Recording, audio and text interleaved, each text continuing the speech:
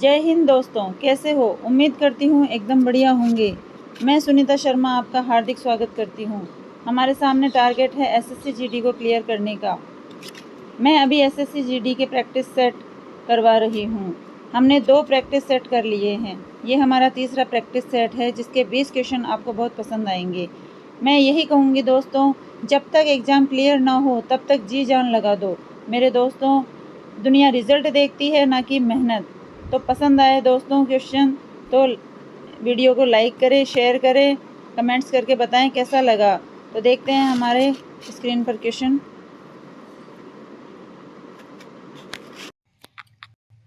तो हमारी स्क्रीन पर पहला क्वेश्चन है, देखिए, भारतीय संविधान का निर्माता कौन था?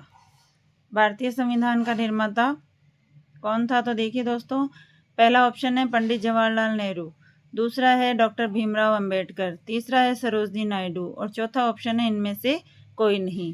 तो भारतीय संविधान का निर्माता जो है हमारा सही ऑप्शन हो जाएगा इसमें डॉक्टर भीमराव अंबेडकर। इन दो को आप जानते ही हैं, पंडित जवाहरलाल नेहरू हमारे देश के प्रथम जो है प्रधानमंत्री थे और सरोजिनी नायडू जो है भारत की प्रथम महिला राज्यपाल बनी थी उत्तर प्रदेश की। तो इस तरीके से भारतीय संविधान का जो निर्माता है वो भीमराव अंबेडकर को कहा जाता है। सेकंड नंबर क्वेश्चन है हमारा, भगवान महावीर का जन्म स्थान कहाँ है? भगवान महावीर स्वामी का जन्म स्थान कहाँ पर है? तो देखो दोस्तों, थोड़ी सी जानकारी है कि भगवान महावीर स्वामी का बचपन का नाम वर्धमान था, पिता का नाम सिद्धार्थ और माता का नाम त्रिशला था। तो इनका जो जन्म स्थान पूछा गया है वो है वैशाली। 4 ऑप्शन दिए गए हैं, पाटलिपुत्र, वैशाली, कपिलवस्तु और इनमें से कोई नहीं। तो इनमें से सही आंसर हो जाएगा हमारा वैशाली। देखिए दोस्तों, पाटलिपुत्र वर्तमान में पटना है बिहार की राजधानी। उसका प्राचीन समय में नाम पाटलिपुत्र ही था। प्राचीन समय में जो 16 महाजनपद थे जिनमें एक का नाम है मगध, तो मगध की राजधानी पाटलिपुत्र हुआ करती थी।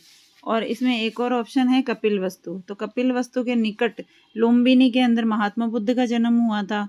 तो हमारे क्वेश्चन का जो आंसर है वह है महावीर स्वामी का जन्म स्थान वैशाली के निकट था। तो देखिए अगला क्वेश्चन देखते हैं हमारा। तीसरा क्वेश्चन देखिए दोस्तों, अर्जुन पुरस्कार कब शुरू किया गया था? अर्जुन पुरस्कार कब शुरू किया गया था? नंबर 1 ऑप्शन है 1965 में, दूसरा है 1952 में, तीसरा है 1964 में, चौथा है 1961 में। तो सबसे पहले देखिए दोस्तों कि अर्जुन पुरस्कार जो है किस क्षेत्र में दिया जाता है? खेल के क्षेत्र में। खेल क्षेत्र के अंदर जो उत्कृष्ट प्रदर्शन करते हैं उनको अर्जुन पुरस्कार दिया जाता है और यह भारत का दूसरा सबसे बड़ा खेल सम्मान है। तो देखिए दोस्तों, हमारा इसका आंसर सही हो जाएगा 1961। 1961 में अर्जुन पुरस्कार शुरू किए गए थे।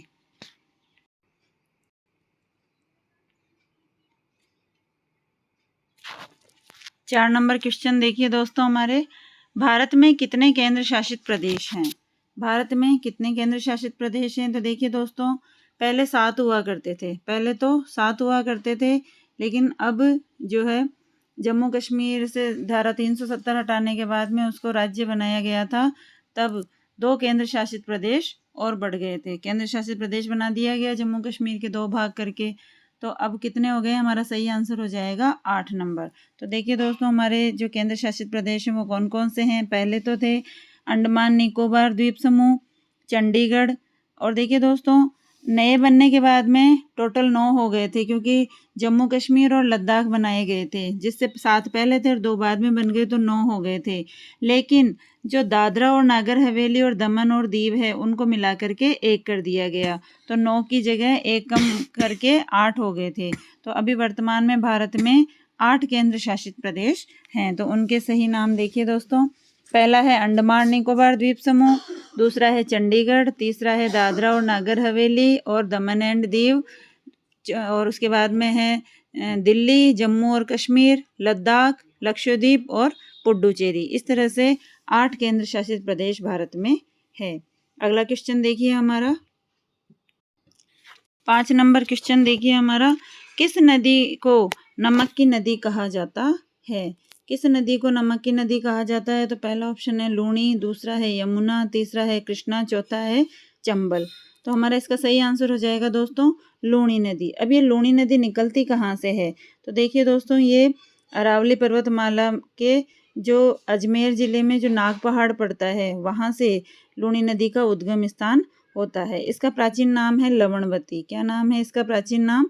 लवणवती भी कहते हैं, क्योंकि इसका पानी जो है बहुत खारा है, इसलिए इसको लूणी नदी कहा गया है, नमक की नदी कहा गया है, लवणवती कहा गया है।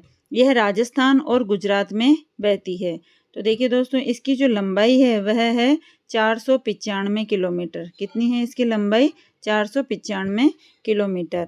और इसका जो अंतिम छोर है, ये जो है कच्छ के रण में जाकर के ख़त्म हो जाती है, समाप्त होती है कच्छ के रण के अंदर। तो अरावली पर्वतमाला के नाग पहाड़ से तो इसका उद्गम स्थल होता है, और फिर लगातार बहने के बाद में ये कच्छ के रण में गुजरात में जाकर के यह समाप्त हो जाती है, समुद्र में मिल जाती है। तो देखिए दोस्तों, अगला हमारा छठा क्वेश्चन, 6 नंबर क्वेश्चन देखिए हमारा, अरुणाचल प्रदेश की राजधानी क्या है? अरुणाचल प्रदेश की राजधानी बतानी है दोस्तों। पहला ऑप्शन है शिलोंग, दूसरा है इम्फाल, तीसरा है अगरतला, चौथा है ईटानगर। तो हमारा जो सही आंसर है, अरुणाचल प्रदेश की राजधानी पूछी गई है दोस्तों, तो हम ऑप्शन नंबर द हो जाएगा ईटानगर। इसके अलावा जो 3 ऑप्शन है, शिलोंग, शिलोंग किसकी राजधानी है दोस्तों? मेघालय की। शिलोंग किसकी राजधानी है? मेघालय की राजधानी है। इम्फाल, इम्फाल किसकी है? मणिपुर की। इम्फाल किसकी राजधानी है? मणिपुर की। और अगरतला, अगरतला किसकी राजधानी है? त्रिपुरा की। त्रिपुरा की राजधानी है अगरतला। इस तरीके से ये हमारे जो राज्य हैं, मेघालय, मणिपुर, त्रिपुरा, अरुणाचल प्रदेश, ये हमारे उत्तर पूर्वी भारत के राज्य हैं दोस्तों। तो देखिए हमारा 7वां नंबर का क्वेश्चन, 7वें नंबर का क्वेश्चन देखिए हमारा, माउंट एवरेस्ट पर चढ़ने वाली भारत की प्रथम महिला बताना है। तो माउंट एवरेस्ट पर चढ़ने वाली भारत की प्रथम महिला जो है, पहला ऑप्शन देखिए फातिमा बीबी, दूसरा कर्णम मल्लेश्वरी, तीसरा है गीता फोगाट, और चौथा है बछेंद्री पाल। तो हमारे इस क्वेश्चन का सही आंसर हो जाएगा दोस्तों बछेंद्री पाल। इसके अलावा जो 3 ऑप्शन है, इनकी भी हम जानकारी ले लेते हैं थोड़ा सा। फातिमा बीबी, ये जो है हमारे सुप्रीम कोर्ट की जो है प्रथम महिला जज रही है, प्रथम महिला जज रही है। कर्णम मल्लेश्वरी, ये वेट लिफ्टर है, भारत की वेट लिफ्टर है ये, और वजन उठाने वाली, तो वेट लिफ्टर। और गीता फोगाट, ये है पहलवान, पहलवानी से संबंधित है गीता फोगाट। ये सब नाम बड़े ही प्रसिद्ध है दोस्तों। तो देखिए हमारा आगे का जो है 8वें नंबर का क्वेश्चन, 8वें नंबर का क्वेश्चन देखिए, भारत में मुद्रा यानी कि करेंसी की छपाई किसके द्वारा की जाती है? भारत में मुद्रा की छपाई किसके द्वारा की जाती है? पहला ऑप्शन है भारतीय रिजर्व बैंक, दूसरा है फिक्की, तीसरा है सेबी, और चौथा है इनमें से कोई नहीं। तो भारत में मुद्रा की छपाई किसके द्वारा की जाती है? भारतीय रिजर्व बैंक के द्वारा, RBI, reserve bank of India. तो इसके द्वारा जो है हमारे भारत में मुद्रा यानी कि रुपयों की जो छपाई की जाती है, वो आरबीआई के द्वारा की जाती है। तो देखिए हमारा 9वें नंबर का क्वेश्चन, 9 नंबर क्वेश्चन देखिए हमारा दोस्तों, इंडियन सुपर लीग भारत में किस खेल को प्रोत्साहन देने के लिए एक प्रयास है? मतलब किस खेल को प्रोत्साहन देने के लिए इंडियन सुपर लीग की शुरुआत भारत में की गई थी? तो पहला ऑप्शन है क्रिकेट, दूसरा कबड्डी, तीसरा हॉकी, और चौथा है फुटबॉल। तो इनमें से सही आंसर हो जाएगा हमारा दोस्तों 9 नंबर का the number option football. Football को प्रोत्साहन देने के लिए ही इंडियन सुपर लीग की स्थापना भारत में की गई थी। तो आशा करती हूँ दोस्तों क्वेश्चन आपको बहुत ही पसंद आ रहे होंगे। ये क्वेश्चन आपके जो एग्ज़ाम में हैं अच्छी तरह से पढ़ोगे, याद करोगे दोस्तों, और नियमित रूप से स्टडी कीजिए। ज़्यादा मैं नहीं जानती कि भाई ज़्यादा समय तक पढ़ाई करने से हमारा सिलेक्शन होता है। कम समय में भी हम अच्छा मन लगा करके पढ़ लेते हैं ध्यानपूर्वक, तो भी हमारे सिलेक्शन को कोई नहीं रोक सकता है। तो देखिए हमारा 10 नंबर का क्वेश्चन, 10 नंबर क्वेश्चन देखिए दोस्तों, निम्नलिखित में से किसने सती प्रथा के उन्मूलन में योगदान दिया था? मतलब सती प्रथा को रोकने के लिए किसने जो है समाज सुधार का कार्य किया था? तो पहला ऑप्शन है दयानंद सरस्वती, दूसरा है राजा राम मोहन राय, तीसरा है स्वामी विवेकानंद और चौथा है बाल गंगाधर तिलक। तो सती प्रथा के उन्मूलन में योगदान देने वाले जो थे राजा राम मोहन राय थे। ये हमारे भारत के जो है बड़े ही अच्छे समाज सुधारक थे ये। इनको पुनर्जागरण का अग्रदूत भी कहा जाता है दोस्तों। तो इन्होंने जो है सती प्रथा का जो उन्मूलन है वो 1829 में किया था। कब किया था दोस्तों? 1829 में। 1829 में इन्होंने सती प्रथा के उन्मूलन में योगदान दिया था। और उस समय जो हमारे यहाँ गवर्नर हुआ करते थे, भारत के गवर्नर कौन थे? गवर्नर जो थे विलियम बेंटिक। कौन थे दोस्तों? William Bentinck. उनके साथ में मिलकर के ही इन्होंने जो है सती प्रथा के उन्मूलन में योगदान दिया था। इसके अलावा दयानंद सरस्वती, स्वामी विवेकानंद, बाल गंगाधर तिलक, इनके नाम आपने बड़े ही अच्छे तरीके से सुन रखे हैं दोस्तों। बड़े ही प्रसिद्ध हैं, समाज सुधारक रहे हैं ये सभी। अगला क्वेश्चन देखिए हमारा 11 नंबर। 11 नंबर क्वेश्चन देखिए दोस्तों, कश्मीर घाटी का मुख्य शहर है। मुख्य शहर कौन सा है कश्मीर घाटी का? पहला ऑप्शन है कुपवाड़ा, दूसरा है पठानकोट, तीसरा श्रीगंगानगर और चौथा है इनमें से कोई नहीं। तो इस क्वेश्चन का सही आंसर हो जाएगा दोस्तों 6 नंबर ऑप्शन श्रीनगर। अगला क्वेश्चन देखिए 12 नंबर। 12 नंबर क्वेश्चन देखिए दोस्तों, सत्यमेव जयते कहाँ से लिया गया है? ये जो शब्द लिए गए हैं इनका जो है कहाँ से लिया गया है? ये पहला ऑप्शन है न्याय सूत्र से, दूसरा है सामवेद से, तीसरा है मुंडकोपनिषद से और चौथा है ऋग्वेद से। तो हमारा सत्यमेव जयते जो शब्द है वो कहाँ से लिया गया है? 6 नंबर ऑप्शन मुंडकोपनिषद से लिया गया है।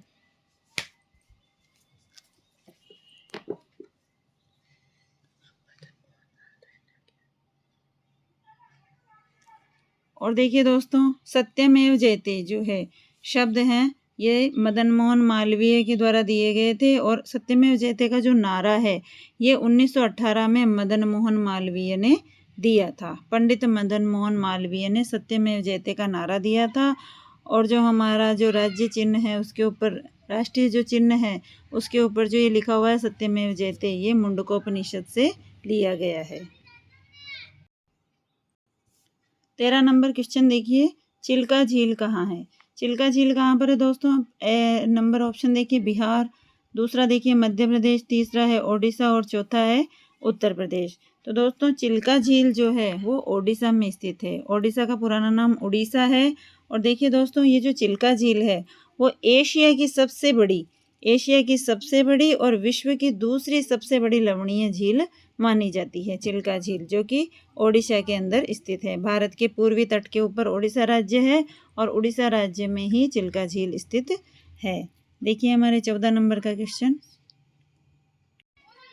14 नंबर क्वेश्चन देखिए दोस्तों, किस देश को मध्य रात्रि के सूर्य का देश कहा जाता है? तो निम्नलिखित में से ऑप्शन देखिए दोस्तों, मध्य रात्रि के सूर्य का देश बताना है। तो पहला ऑप्शन है स्विट्जरलैंड, दूसरा है जापान, तीसरा है नॉर्वे और चौथा है डेनमार्क। तो इनमें से हमारा जो सही आंसर है वह है 6 नंबर ऑप्शन नॉर्वे। तो देखिए दोस्तों, नॉर्वे को मध्य रात्रि के सूर्य का देश क्यों कहा जाता है? क्योंकि यहाँ पर अचानक तेज रोशनी होती है। वो कैसे होती है? और उस तेज रोशनी की वजह से इनको कंट्री ऑफ मिडनाइट सन भी कहा जाता है। तो ऐसा माना जाता है दोस्तों कि यह जो देश है वह पृथ्वी के आर्कटिक ध्रुव के अंतर्गत आता है, आर्कटिक सर्कल के अंतर्गत आता है। इसलिए यहाँ पर मई से जुलाई के बीच में करीब 76 दिनों तक सूरज अस्त नहीं होता है। इस घटना की वजह से, और ये घटना जो है नॉर्वे के उत्तरी छोर पर होती है, इस वजह से नॉर्वे को मध्य रात्रि के सूर्य का देश कहा जाता है। 15 नंबर क्वेश्चन देखिए दोस्तों। 15 नंबर क्वेश्चन में मिजोरम की राजधानी बतानी है दोस्तों। मिजोरम की राजधानी कौन सी है? यह भी भारत के उत्तर पूर्वी राज्यों में से एक है। तो देखिए पहला ऑप्शन है आइजोल, दूसरा है इम्फाल, तीसरा है शिलोंग और चौथा है अगरतला। अभी पहले भी एक क्वेश्चन आया था जिसके अंदर जो है अरुणाचल प्रदेश की राजधानी पूछी थी, जो कि उत्तर पूर्वी राज्य है भारत का। तो मिजोरम की राजधानी बतानी है दोस्तों। तो मिजोरम की राजधानी हो जाएगी ए नंबर ऑप्शन आइजोल। इसके अलावा इन तीनों की राजधानी अभी पहले भी मैंने बताया था आपको, इम्फाल मणिपुर की राजधानी है, शिलोंग मेघालय की राजधानी है और अगरतला त्रिपुरा की राजधानी है। तो देखिए दोस्तों, आशा करती हूँ आपको क्वेश्चन बहुत ही अच्छे लग रहे होंगे, पसंद आ रहे होंगे। मेरी कोशिश यही है दोस्तों कि ज़्यादा से ज़्यादा अच्छे क्वेश्चन लाऊं और आपके सिलेक्शन में आपकी मदद करूं। तो देखिए दोस्तों, 16 नंबर क्वेश्चन देखिए दोस्तों, ऑस्कर पुरस्कार किस क्षेत्र में योगदान के लिए दिए जाते हैं? तो पहला ऑप्शन है चित्रकला, दूसरा है संस्कृति, तीसरा है शिक्षा, चौथा है सिनेमा। तो ऑस्कर पुरस्कार देखिए दोस्तों, ये जो है हॉलीवुड के अंदर दिया जाता है। हॉलीवुड के अंदर अच्छी फिल्मों, सिनेमा से संबंधित है, बढ़िया फिल्में होती है, जो प्रेरणादायक फिल्में होती है, उन फिल्मों के जो है किसी भी मतलब पार्टनरशिप करने वाले को ये अवार्ड दिया जा सकता है। तो इस अवार्ड की शुरुआत देखिए दोस्तों, इसका सही ऑप्शन हो जाएगा पहले तो सिनेमा, ऑप्शन नंबर द। और इस अवार्ड की जो शुरुआत है वो हुई थी 1927 में, लेकिन सबसे पहला जो ऑस्कर अवार्ड है वो 1929 में दिया गया था। अब दोस्तों भारत की बात करें तो भारत के अंदर ऑस्कर पुरस्कार जीतने वाले कितने व्यक्ति हैं?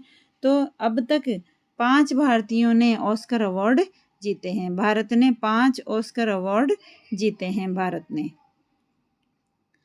पहली बार जो है भारत ने ऑस्कर अवार्ड जो जीता था 1983 में। 1983 में पहली बार भारत ने जो है ऑस्कर अवार्ड जीता था।